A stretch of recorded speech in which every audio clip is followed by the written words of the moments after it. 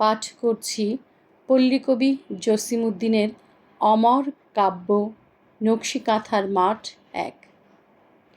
বন্ধুর বাড়ি আমার বাড়ি, মধ্যে ক্ষীর নদী, উড়া যাওয়ার সাধ ছিল, পাংখা দেয় নাই বিধি।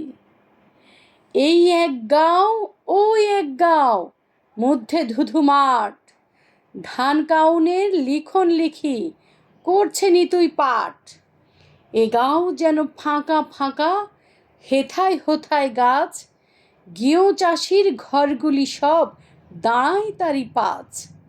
ও গাঁয় যেন জমাট বেঁধে বনের কাজল কায়া, ঘরগুলিরে জড়িয়ে ধরে বাড়াই বনের মায়া।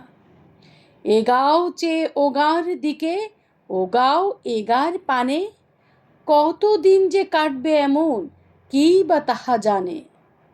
মাঝখানেতে জলির বিলে জলে কাজল জল, বক্ষে তাহার জল কুমুদি মেলছে শতদল।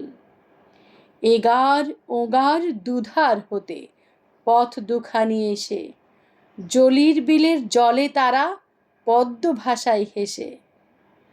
কেউ বা বলে আদ্যিকালের এই গাঁর এক চাষি, ওই গাঁর এক মেয়ের প্রেমে গলায় পরে ফাঁসি।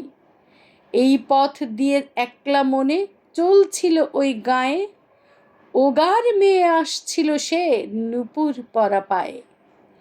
এইখানেতে এসে তারা পথ হারায় হায়, জলির বিলে ঘুমিয়ে আছে জলকুমুদির গায়ে।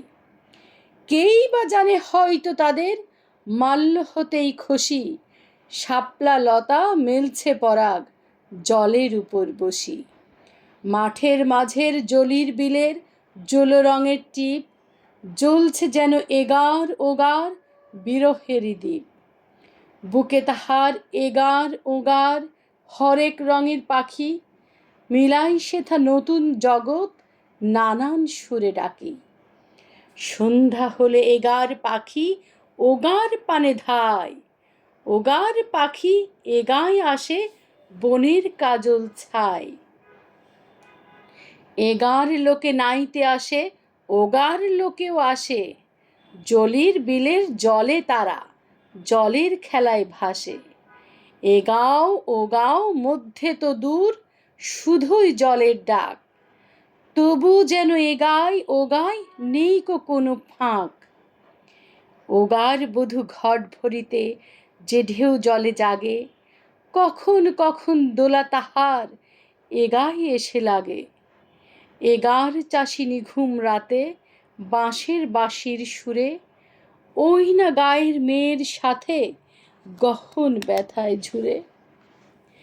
এ গাঁও হতে ভাটির সুরে কাঁদে যখন গান, ওগার মেয়ে বেড়ার ফাঁকে বাড়াই তখন কান।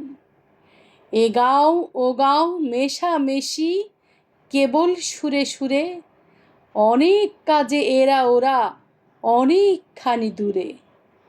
এগার লোকে দল বাঁধিয়া ওগার লোকের সনে, কাইজা ফ্যাসাদ করেছে যা জানেই জনে জনে। এগার লোকেও করতে পরখ ওগার লোকের বল, অনেকবারই লাল করেছে জলির বিলের জল। তবুও ভালো এ গাঁও ও গাঁও আর যে সবুজ মাঠ, মাঝখানে তার ধুলাই দোলে দুখান দিঘল বাট। দুই পাশে তার ধান কাউনের অথই রঙের মেলা, এগার হাওয়ায় দোলে দেখি ওগাই যাওয়ার ভেলা।